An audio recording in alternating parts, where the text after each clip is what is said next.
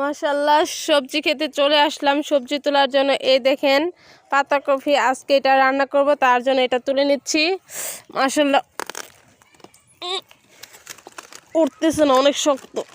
এই যে দেখছেন কত বড় পাতাকপি। আজকে এটার মজার একটা রেসিপি বানানো হবে। দেখেন, আরও দেখেন গাছে বেগুন। এই রমজান মাসে আর বেগুন কেনা লাগবে না চপ বানানোর জন্য। দেখছেন কত সুন্দর সুন্দর বেগুন ধরছে। মাশাআল্লাহ, গাছে একদম ঝাঁকি মেরে বেগুন আসছে। এই যে সবগুলাই গাছে দেখছেন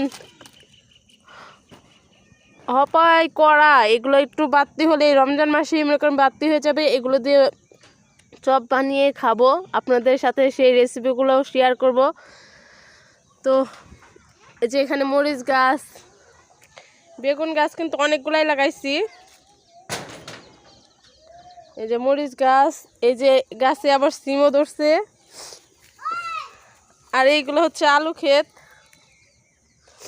এগুলো থেকে আলু পাওয়া যাবে। আলু এখনো বাড়তি হয় নাই, তোলার সময় হয় নাই, যখন সময় হবে তখন তুলবো। এই যে দেখেন, আরও এই যে গাছের সিম, এটি নামই সিম। আর কয়েকদিন পরে যখন সিম শেষ হয়ে যাবে তখন এই গাছের সিম কিন্তু ভালো মতনই ধরবে। তখন কিন্তু এই সিমগুলো খেতে অনেক ভালো লাগবে, কারণ শেষের দিকে তরকারি খেতে খুবই ভালোই লাগে। এই যে ধনিয়া পাতা গাছ, কি গ্রান এখানে আসলে ধনিয়া পাতার। এই যে এখানে মরিচ গাছ লাগাইছি, মরিচও কিন্তু মাশাআল্লাহ অনেক ধরছে। দেখাইতেছি, এগুলো কিন্তু অনেক ঝাল মরিচ, লম্বা লম্বা। এই দেখেন একটা কি মরিচ, সবাই দেখে কিন্তু মাশাআল্লাহ বলবেন। এই দেখেন গাছে মরিচ একদম ঝাঁকি মেরে এসেছে। মরিচ দিয়ে রমজান মাসে মুড়ি মাখা হবে। সব কিছু কিন্তু এই খেতে থেকে নিয়ে টাটকা টাটকা আমি রান্না করি। এই দেখেন সবগুলো মরিচ গাছে কিন্তু মাশাআল্লাহ অনেক মরিচ ধরছে। এই মরিচগুলো কিন্তু অনেক ঝাল। তারপর নিচে কিন্তু ওই যে আরও ধনিয়া পাতা আছে, মানে রমজান মাস খেয়েও আরও খাওয়া যাবে। এখানে বেগুন গাছ লাগাইছে, এই দুইটায় আসবে কিছুদিন পরে। এই যে এখানে দাঁড়া বিচ্ছি ফালানো হয়েছে, মানে হপা একটু একটু জ্বালাইছে। এই যে দেখেন, আর এই দেখেন এই গাছের মরিচ কিন্তু পেকে গেছে। এটা হচ্ছে আমাদের লাউয়ের টাল, দুইটা আছে ওই যে ওইখানে কিন্তু মাশাআল্লাহ অনেক লাউ ধরছে। এই দেখেন এই গাছে হপায় ফুল আসতেছে, কিছুদিন পরে এই গাছে লাউ ধরবে। এখান থেকে কিন্তু লাউ শাক দিয়ে, শুটকি মাছ দিয়ে, আলু দিয়ে রান্না করলে কিন্তু সেই মজা লাগে, এই লাউয়ের ডুগা দিয়ে করা করা। তারপর ওই যে মাশাআল্লাহ দেখেন ওই খেতে ওই লাউয়ের টালে দেখেন কত লাউ ধরছে। আর এই যে এখানে দাঁড়াগুলো কিন্তু বড় হয়ে গেছে।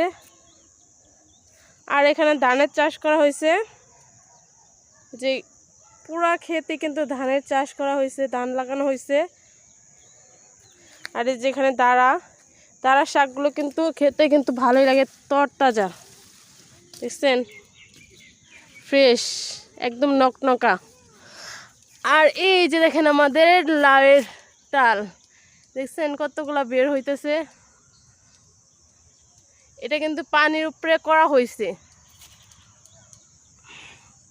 আপনাদের দেখাই আমি কাছে যে, এই দেখেন কত ফ্রেশ তরতাজা কচি কচি লাউ। এই যে আর কয়েকটা নষ্ট হয়ে গেছে। এই যে এইটা মানে হপাই করা বের হয়েছে, ওই যে ওইখানে একটা, সবগুলো কিন্তু একদম কচি। আর কিন্তু অনেক বের হচ্ছে। এই দেখেন এখানে কিন্তু পানির উপরে জাংলা দিয়ে এই গাছটা লাগানো হয়েছে। আর এই যে এগুলো হচ্ছে সেচি শাক, এগুলো কিন্তু এমনি হয়, এগুলো দিয়েও কিন্তু অনেক চপ বানালেও ভালো হয়, শাক রান্না খেলেও ভালো লাগে।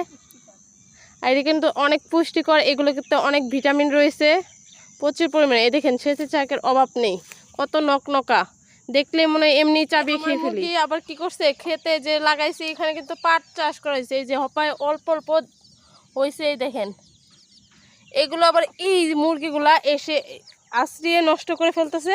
হিস হিস হিস হিস হিস হিস, আমার মুরগি কি বলবো বলেন, এরকম চাষ করি আবার এগুলো এসে নষ্ট করে ফেলে। আর ওই দিক দিয়ে সব ধানের চাষ করা হয়েছে, ধান লাগানো হয়েছে। আর কিছুদিন পরে ধান কিন্তু বের হবে। আর ওই যে আমাদের বকরিটা ওখানে বেঁধে দিছি, ওই যে ঘাস খাচ্ছে। তো এই ছিল আজকের ভিডিও। সবাই ভালো থাকবেন আর দোয়া করবেন আমি যেন সব কিছু সুন্দর মতন সাজিয়ে গুছিয়ে সব কিছুই পরিপূর্ণভাবে করতে পারি।